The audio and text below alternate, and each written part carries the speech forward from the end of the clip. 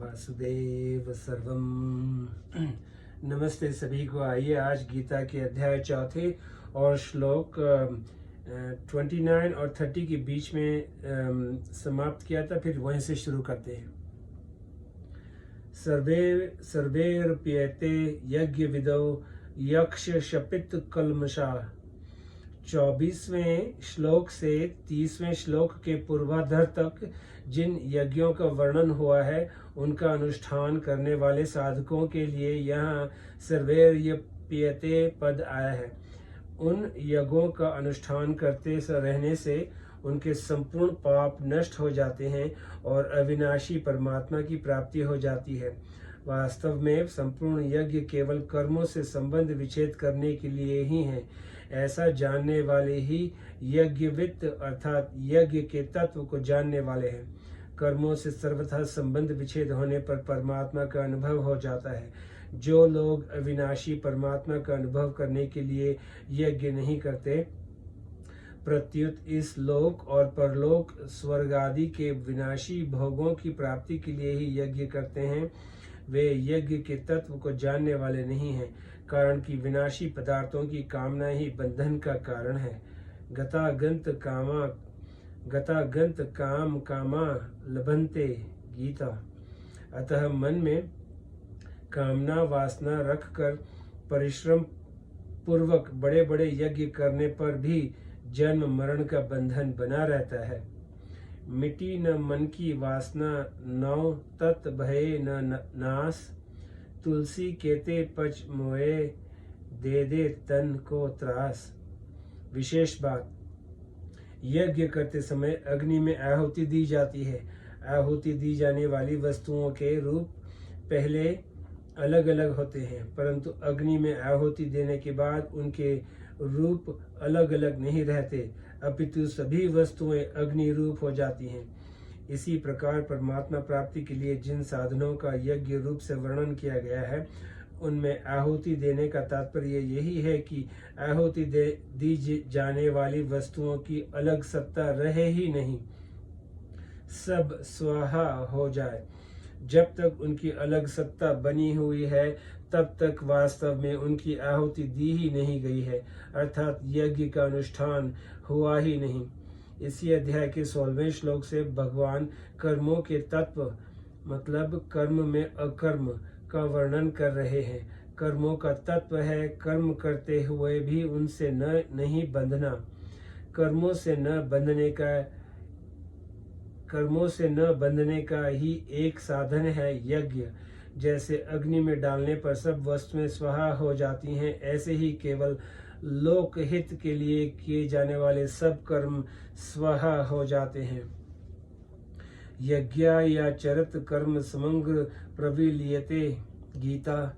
निष्काम भाव पूर्वक केवल लोक हितार्थ किए गए साधारण से साधारण कर्म भी परमात्मा की प्राप्ति कराने वाले हो जाते हैं, परंतु सकाम भाव पूर्वक किए गए बड़े से बड़े कर्मों से भी परमात्मा की प्राप्ति नहीं होती।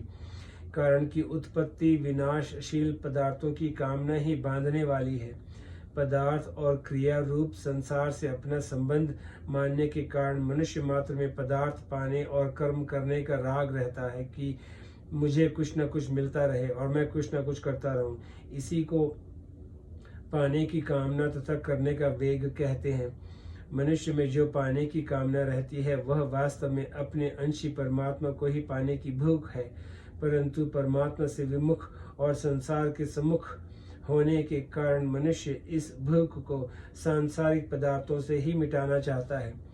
सांसारिक पदार्थ विनाशी हैं, जीव अविनाशी है और जीव अविनाशी है। अविनाशी की भूख विनाशी पदार्थों से मिट ही कैसे सकती है, परंतु जब तक संसार की सम्मुखता रहती है तब तक पाने की कामना बनी रहती है। जब तक मनुष्य में पाने की कामना रहती है तब तक उसमें करने का वेग बना रहता है। इस प्रकार जब तक पाने की कामना और करने का वेग बना हुआ है, अर्थात पदार्थ और क्रिया से संबंध बना हुआ है, तब तक जन्म मरण नहीं छूटता। इससे छूटने का उपाय है कुछ भी पाने की कामना न रखकर केवल दूसरों के हित के लिए कर्म करना, इसी को लोक संग्रह, यज्ञार्थ कर्म, लोक हितार्थ कर्म और आदि नामों से कहा गया है। केवल दूसरों के हित के लिए कर्म करने से संसार से संबंध छूट जाता है और असंगता आ जाती है। अगर केवल भगवान के लिए कर्म किए जाए तो संसार से संबंध छूटकर असंगता तो आ ही जाती है। इसके साथ एक और विलक्षण बात यह होती है कि भगवान का प्रेम प्राप्त हो जाता है।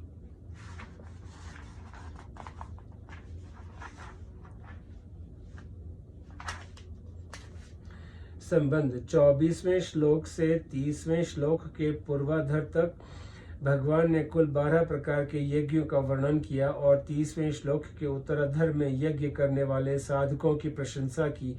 अब भगवान आगे के श्लोक में यज्ञ करने से होने वाले लाभ और न करने से होने वाली हानि बताते हैं।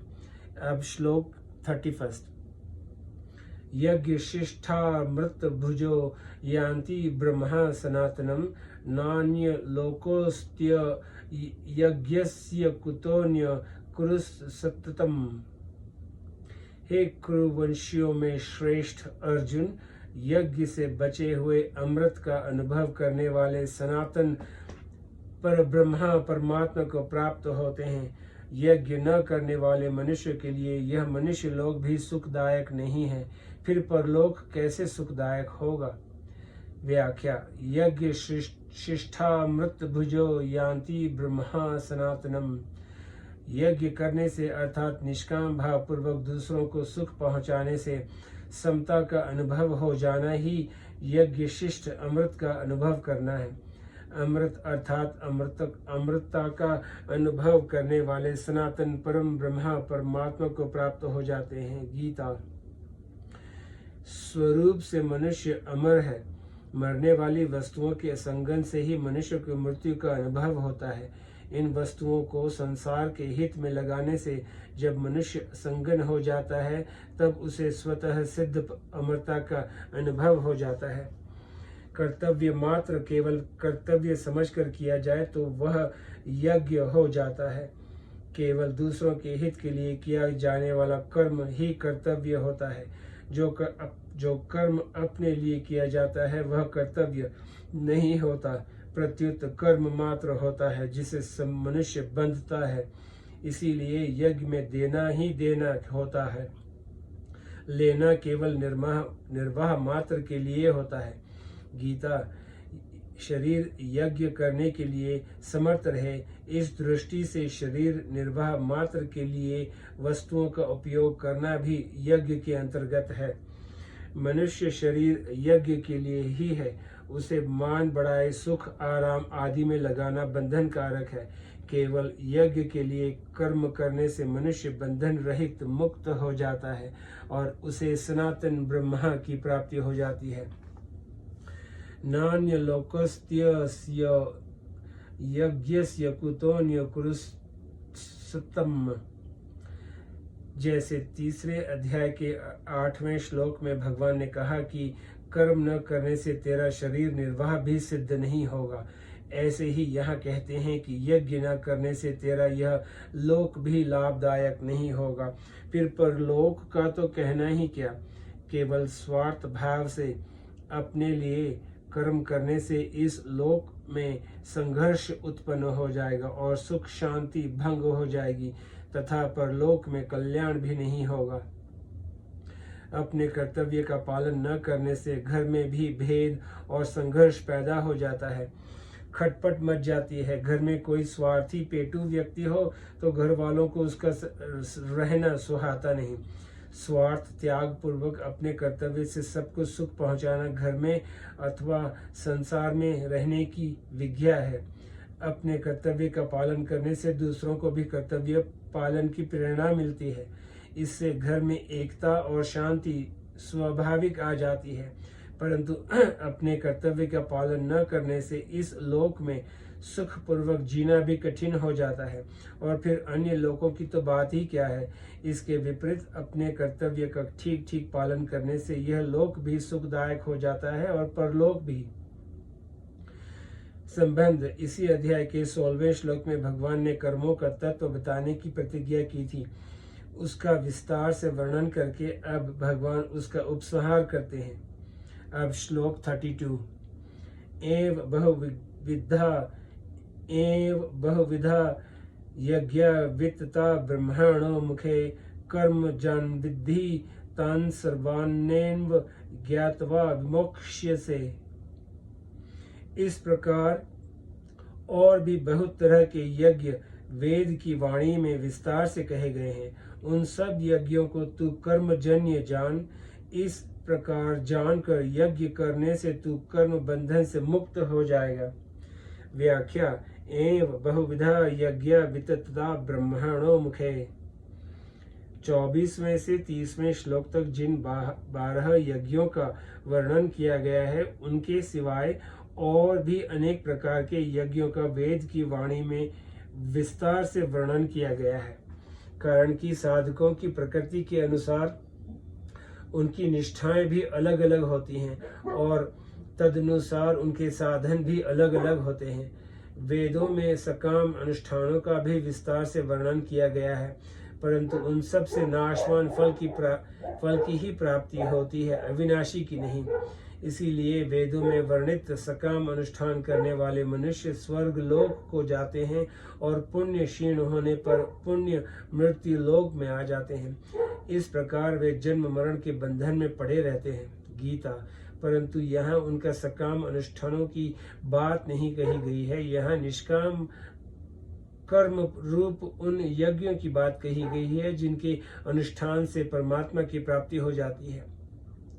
यान्ति ब्रह्मा सनातनम। गीता। वेदों में केवल स्वर्ग प्राप्ति के साधन रूप सकाम अनुष्ठानों का ही वर्णन हो, ऐसी बात नहीं है। उनमें परमात्मा प्राप्ति के साधन रूप श्रवण मनन निधिध्यासन प्राणायाम समाधि आदि अनुष्ठानों का भी वर्णन हुआ है। उपयुक्त पदों में उन्हीं का लक्ष्य है। 3 अध्याय के 14वें-15वें श्लोक में कहा गया है कि यज्ञ वेद से उत्पन्न हुए हैं। यज्ञ वेद से उत्पन्न हुए हैं और सर्वव्यापी परमात्मा उन यज्ञों में नित्य प्रतिष्ठित विराजमान है। यज्ञों में परमात्मा नित्य प्रतिष्ठित रहने से उन यज्ञों का अनुष्ठान केवल परमात्मा तत्व की प्राप्ति के लिए ही करना चाहिए। कर्मजा विंधि तान सर्वान। 24वें से 30वें श्लोक तक जिन 12 यज्ञों का वर्णन हुआ है तथा उसी प्रकार वेदों में जिन यज्ञों का वर्णन हुआ है, उन सब यज्ञों के लिए यहाँ तान सर्वान पद आए हैं। कर्मजान विद्धि पदों का तात्पर्य है कि वे सब के सब यज्ञ कर्मजन्य हैं, अर्थात कर्मों से होने वाले हैं। शरीर से जो क्रियाएं होती हैं, वाणी से जो कथन होता है और मन से जो संकल्प होते हैं, वे सभी कर्म कहलाते हैं।